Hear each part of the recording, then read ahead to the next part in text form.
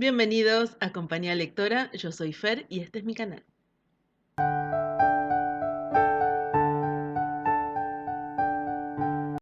Hoy les traigo la reseña de un libro que amo y está entre mis favoritos, Cumbres Borrascosas de Emily Brontë.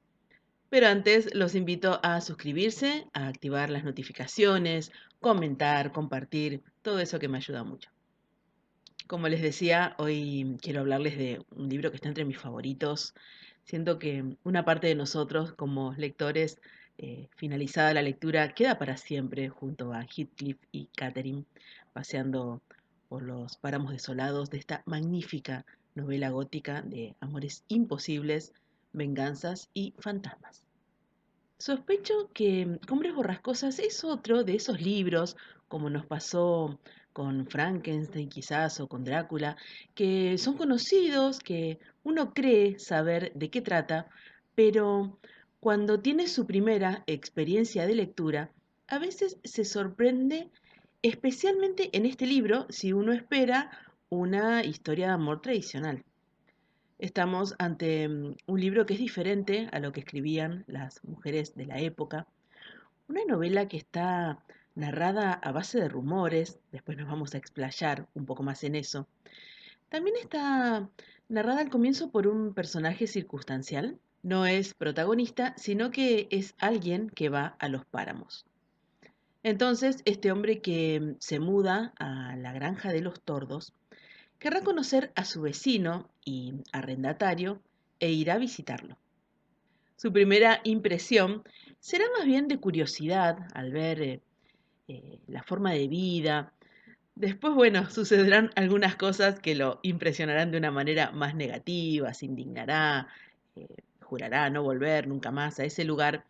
Sin embargo, lo hará, sentirá curiosidad, querrá saber más y será la mujer que trabaja en su casa, Nelly Dean, quien le cuente cosas que oyó, que le dijeron, algunas que vio, y entonces así se construirá este relato. Primero hablemos un poco de su autora. Cumbres Borrascosas es la única novela de Emily. La publicó bajo seudónimo masculino Ellis Bell en el año 1847. Y arranco hablando de ella porque, por cómo la describen, Emily está en Heathcliff. En este caso es importante conocer su peculiar carácter. Dicen que Emily era un ser de contrastes, que podía ser muy ruda, pero también muy sensible, y que su mundo interior era inmenso. La familia Brontë vivió durante la segunda fase de la Revolución Industrial en Inglaterra en la era victoriana. Su padre, el reverendo Patrick Brontë, y su madre, María Branwell, se conocieron, se enamoraron y se casaron rápidamente luego de un corto noviazgo. Tuvieron 5 hijas y un hijo, y ambos eran de origen celta y le transmitieron a todos sus hijos las leyendas de su país natal, creando un clima espiritual y cultural muy peculiar en su hogar. El espíritu celta se caracteriza por ser abierto, ardiente, bullicioso y romántico, inconstante y fugaz, poético y altanero. Y esta herencia sería un contraste con el entorno del condado de York, ya que la gente ahí, que es de origen anglosajón y danés, tenía una naturaleza más firme, de un espíritu sensible también, pero más práctico y eficiente. Y la combinación de todo esto formaría el carácter de los pequeños Brontë. Algo importante en su vida, y veremos también en la novela, es el paisaje. El pueblo de Howard está situado en la ladera de una escarpada colina rodeada de páramos. Esto lo aísla por completo de cualquier población vecina, quedando apartado en gran medida del mundo exterior. Este escenario inhóspito y desolado de los páramos en torno a la rectoría en la que vivían los Brontë hasta el final de sus días, produciría un gran impacto en ellos desde la infancia. Para los hermanos esto se convierte en un verdadero paraíso porque podían escaparse de cualquier sujeción del mundo real, estaban completamente libres e independientes. Y esto moldearía de tal forma sus mentes, y ellos se unirían tanto en mente y en espíritu, que se va a manifestar en su producción literaria. Y tal la conexión que existiría entre ellos y el lugar en el que viven, que luego cuando tuvieran que alejarse por trabajo, por necesidad, el daño que les produciría en su ánimo sería muchísimo. Tan así que Emily en una ocasión enfermó y tuvo que volver. Un dato que me gustó de su vida cotidiana, digamos, es que el cariño que sentían los chicos por Tavi, una de las domésticas de la familia, que dicen que era una mujer muy sabia, de gran corazón, generosa, que tenía un gran sentido común, y Emily estaba especialmente cautivada con ella. Se cree que fue quien inspiró al personaje de Nelly Dim, el ama de llaves y principal narradora, como dijimos, de Cumbres Borrascosas. Pero la felicidad de la familia Brontë completa duraría 12 meses. María Branwell enfermó de un cáncer de estómago incurable y murió. Fue una verdadera tragedia que marcó a todos. El señor Brontë perdería para siempre un lado alegre y desenfadado que tenía. Nunca volvería a ser el mismo. Y si bien consideraría volver a casarse, sería con fines prácticos, no lo lograría. Entonces, finalmente convence a su cuñada para que se mude con la familia y lo ayude a encargarse de la casa. Los niños serían muy estimulados por ambos, por el padre y por la tía, intelectualmente, y ellos respondían a esta instrucción. Se cuenta que eran ávidos lectores. Y fue buscando una educación más formal que las dos hermanas mayores, María y Elizabeth, fueron enviadas a un colegio en Crampton que resultó muy caro, entonces no pudieron permanecer ahí. Y luego una oportunidad surgiría en la apertura de un colegio para hijas de clérigos, y entonces hacia allí fueron eh, las dos hijas, pero las ideas de su fundador, el reverendo William Carus Wilson, que era una figura muy respetada y admirada, resultaron demasiado restrictivas. Él tenía casi un morboso acento en el pecado, la necesidad de corregir a los niños de esta naturaleza que él creía que inherente en ellos. Y bueno, fue todo muy estricto. Entonces el impacto en las niñas sería muy profundo y muy negativo, ya que, como les contaba, la libertad y la independencia que caracterizó su vida en la rectoría eh, chocaría con tantas restricciones físicas y morales, y lamentablemente enfermaron de tuberculosis. Estaban tan débiles que su estado se agravó y murieron ambas. Lamentablemente María con 11 y Elizabeth con 10. Podemos imaginar lo que habrá sido este otro duro golpe para la familia, que dejaría también huellas en sus hermanos. Charlotte evocaría años más tarde la severidad y lo injusto de lo ocurrido en este lugar en su novela Jane Eyre. Se decidió ante semejante tragedia que el resto de los hijos se educarían en su casa, y durante los siguientes 6 años los pequeños Brontë se volvieron muy unidos. Al estar tan apartados como les contaba, entonces dependían de su compañía, de los libros y el estudio para distraerse, y el resultado de este aislamiento fue la creación de un mundo de ensueños. Es fantástico lo que hicieron. Crearon unas aventuras muy imaginativas. De ahí surgieron unos pequeños libretines que voy a ver si encuentro para mostrárselos. Eh, Eran una escritura minúscula. Se sospecha en parte para mantenerlo entre ellos, pero también por lo escaso del papel. Cuentan que usaba el papel que contenía, que traía el azúcar. Y entonces, en esta escritura minúscula registraron la saga de un mundo imaginario fantástico que fue creado por los cuatro hermanos, por Charlotte Branwell, Emily y Anne. Pasarían gran parte del tiempo en este mundo imaginario de ensueño, y hicieran lo que hicieran, o sea, estaban haciendo, cumpliendo con sus responsabilidades, pero su mente estaba ahí. Hay algo que quiero compartirles al respecto. En su diario, con fecha 24 de noviembre de 1834, nos ha dejado una muestra palpable de esa unión profunda entre su ser, entre el mundo imaginario y la vida real. Escribe Emily. La tía acaba de entrar en la cocina ahora mismo y le ha dicho a Anne, ¿dónde tienes los pies? Papá abrió la puerta del salón y dio una carta a Branwell diciéndole que la lea y se la enseñe a su tía y a Charlotte. Los habitantes de Gondal están descubriendo el interior de Galdín. Sally Mosley está lavando en la cocina. Intercalado entre líneas se nos relata el modo en el que transcurre un día normal en la rectoría. Se hace una breve referencia a la épica de Gondal y por medio de ella, Emily descubre el nuevo dominio recientemente conquistado, la isla de Galdín, en el Pacífico Sur. Y los cuatro hermanos estarían escribiendo esta saga durante años, dos en un universo y los otros dos en el otro, aunque luego habría un intercambio. Pero volvamos a Emily. Su carrera literaria comienza en 1845, cuando Charlotte descubre unos poemas que Emily tenía ocultos y queda impresionada por la fuerza, la originalidad, cierta melancolía salvaje y, bueno, reconoce el valor artístico de lo que está leyendo.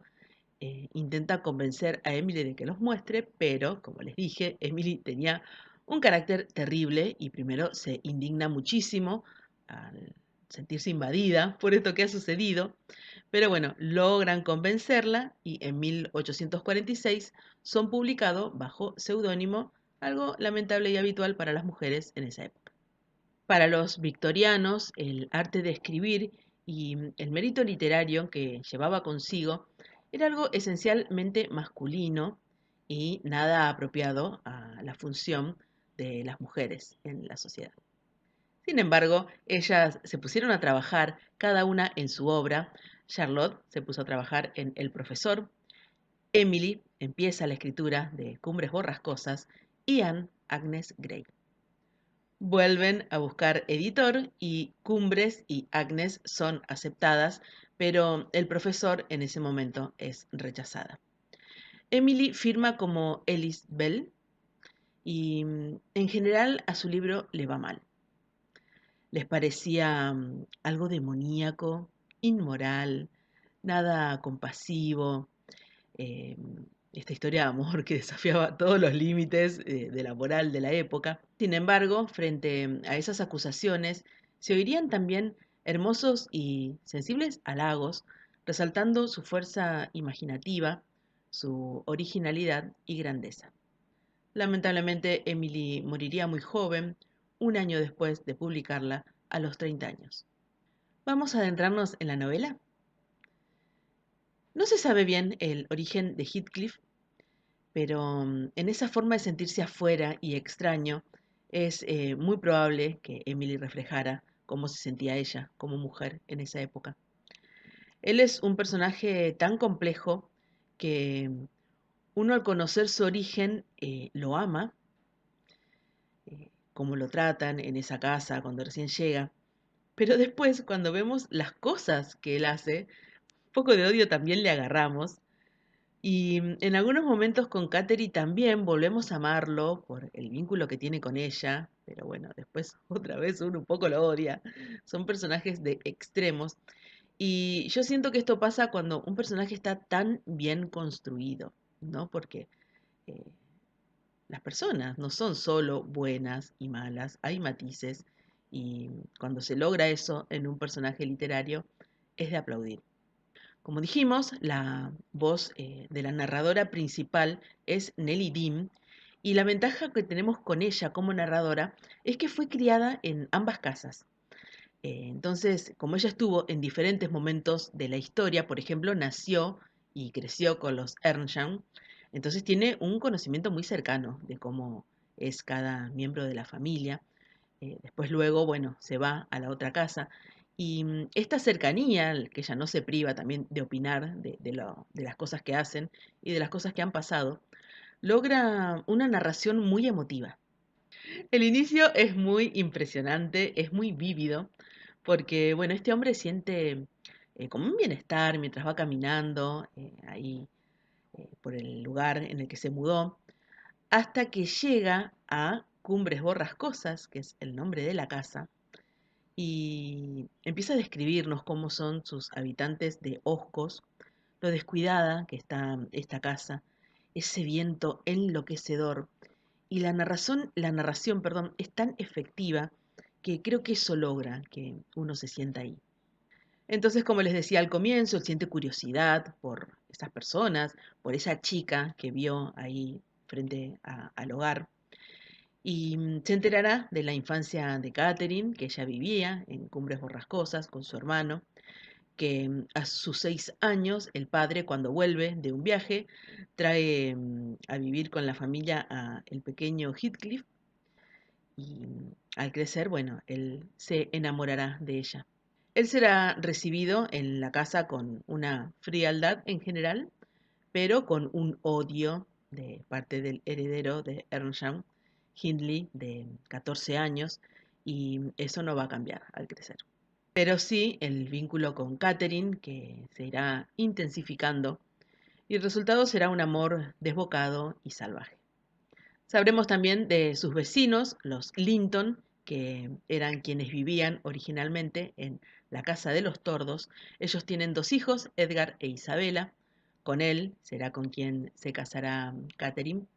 Y dicho así, bueno, sucede esto, 2 familias vecinas, hijos que se enamoran y se casan, cosas que pueden pasar, pero no, en este caso, esa decisión de Catherine de elegir a Edgar desata odios, venganzas, manipulaciones, abusos y actos injustificables de parte de la mayoría, porque la verdad que acá todos son tremendos.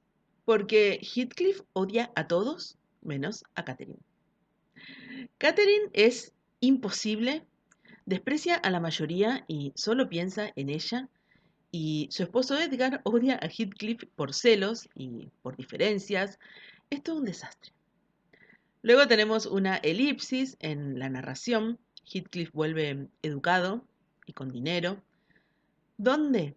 ¿Cómo? No importa. Tampoco se cuenta mucho de su origen y uno lo acepta a este personaje.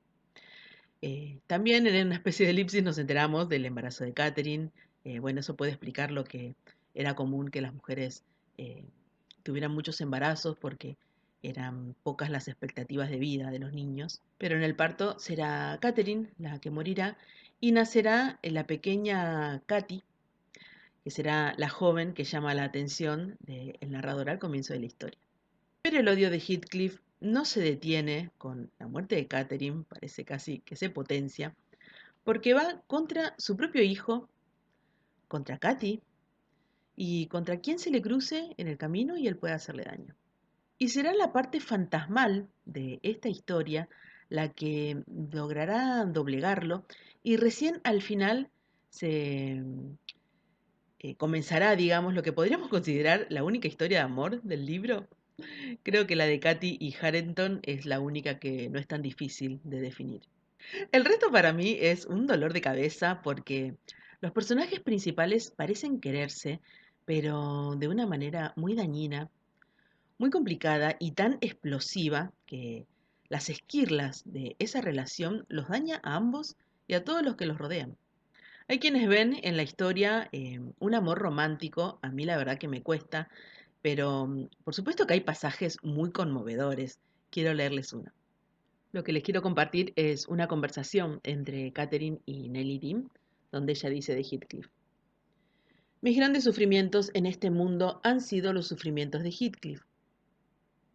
Los he visto y sentido cada uno desde el principio. El gran pensamiento de mi vida es él. Si todo pereciera y él quedara, yo seguiría existiendo, y si todo quedara y él desapareciera, el mundo me sería del todo extraño. No parecería que soy parte de él. Mi amor por Linton es como el follaje de los bosques. El tiempo lo cambiará. Yo ya sé que el invierno muda los árboles. Mi amor por Heathcliff Se parece a las eternas rocas profundas. Es fuente de escaso placer visible, pero necesario. Nelly, yo soy Heathcliff. Él está siempre, siempre en mi mente. No como un placer, como yo no soy un placer para mí misma, sino como mi propio ser. Así pues, no hables de separación de nuevo. Es imposible. En una conversación muy intensa entre Heathcliff y Catherine, él le reclama lo siguiente. ¿Por qué traicionaste a tu propio corazón, Katy? Yo no tengo una palabra de consuelo. Tú misma te has dado muerte. Tú me amabas, entonces, ¿qué derecho tenías para sacrificarme? ¿Qué derecho responde al pobre capricho que sentías por Linton? Porque miseria, degradación, muerte, nada que Dios o Satanás nos pudiera infligir nos hubiera separado. Tú, por tu propia voluntad, lo hiciste. Yo no he destrozado tu corazón, tú lo has destrozado, y al hacerlo has destrozado el mío. Tanto peor para mí que soy fuerte. ¿He de querer vivir? ¿Qué clase de vida cuando tú, oh Dios, te gustaría vivir con tu alma en la tumba? Bueno, y este amor oscuro y dañino para ellos y para los demás los terminará consumiendo. Porque es una relación salvaje, por eso les decía antes lo dificultoso para mí de describirla como una historia de amor. Eh, Últimamente ya se la empieza a ver más como una historia de odio o de venganza, porque están enamorados, sí, pero es un amor horrible. Porque quizás hay algo de esa intensidad, casi obsesión, en el momento más álgido del enamoramiento, pero bueno, eso es algo que luego cede y se transforma. Pero en esta historia es como si se potenciara con el tiempo. Porque la venganza de Heathcliff luego será persistente, atravesará generaciones y todo es tan opresivo en esta historia, el paisaje, el clima, las cosas que suceden, las consecuencias, la personalidad de Heathcliff. Porque, como les decía también antes, quizás cuando uno conoce su pasado y bueno, un poco lo entiende con las cosas que ha vivido, nunca lo justifica, por supuesto. Y mientras avanza en la lectura, quizás uno piensa, bueno, ya va a aparecer su lado sensible, quizás no es tan malo, pero no, es terrible. Si alguno de ustedes está mirando esta reseña y ya leyó completa Cumbres Borrascosas, cuéntenme por favor en los comentarios si sufrieron con su lectura, porque creo que de estos es de esos libros que uno empieza a disfrutar una vez terminados, cuando se da cuenta que está ante una novelaza, ante un gran libro. Bueno, por algo, es un clásico, por supuesto, pero mientras lo está leyendo, la experiencia de lectura es brava. Quería hablar un poco más de la estructura, aunque algo mencionamos. Comienza con un narrador en primera persona, el personaje del señor Lockwood, que cuando le pregunta a Nelly Dean sobre la casa de Cumbres, ella se vuelve la narradora principal, pero luego en este relato van a surgir otras voces narrativas, va a haber una narración dentro de otra, y así Emily maneja la información, porque hay cosas que ni Lockwood ni Nelly Dean habrían podido conocer, y el relato se convierte en uno testimonial. La suma de las voces de los personajes completa una visión total de la historia. Esta forma de narrar está, por ejemplo, en El Boccaccio de Cameron, en Las Mil y Una Noches, donde hay una historia que enmarca y justifica el relato de cuentos muy diferentes entre sí, pero era algo poco frecuente en una novela. Aunque ya me cansé de decir que es una novela de odio y venganza, yo prefiero quedarme con el amor que incluye y que están al principio y al final de la historia, porque aunque la violencia domine el relato, la historia de la Casa de Cumbres comienza y termina con un acto de amor. El inicio está en la adopción amorosa, porque así lo es en un comienzo, de Heathcliff por parte del señor Earnshaw. Las cosas se complican cuando él muere. Y al final, porque en la relación entre Katy Linton y Harriton Earnshaw, se frustran los planes de venganza de Heathcliff. Creo que como lectores lo agradecemos y lo necesitábamos un poco después de tantas cosas terribles. Pero, si lo pensamos bien, Heathcliff finalmente gana porque terminan juntos. Les leo una última parte. Pero la gente de la comarca, si les pregunta, jurarán sobre la Biblia que él anda. Hay quien dice que lo ha encontrado junto a la iglesia y en el páramo, y aún dentro de esta casa. Vamos, usted dirá, yo también. Sin embargo, el viejo que está junto al fuego de la cocina afirma que ha visto a los dos mirando por la ventana de su cuarto, cada noche de lluvia desde que él murió, y una cosa rara me sucedió hace un mes. Iba yo a la granja una tarde oscura que amenazaba tormenta, y justo al dar la vuelta de las cumbres me encontré con un rapaz que llevaba una oveja y dos corderos delante de él. Estaba llorando amargamente. Supuse que los corderos eran rebeldes y que no se dejaban guiar. Son Heathcliff y una mujer allí, debajo del roquedal, gimoteó, y no me atrevo a pasar. No vi nada, pero ni él ni la oveja proseguían, por eso le dije que tomara el camino de más abajo. Su fantasía probablemente creó los fantasmas mientras cruzaba los páramos solo, por las tonterías que habría oído repetir a sus padres y compañeros. Pero aún así, no me gusta estar fuera de casa cuando es de noche, ni me gusta quedarme sola en esta vivienda tan triste. Bueno, y la dejo acá porque podría estar horas hablando de esta maravillosa novela. ¿La leyeron? ¿Qué les pareció? Pueden seguirme en mis redes, quedan en la caja de descripción. Agradezco mucho el tiempo brindado y nos vemos en el próximo video.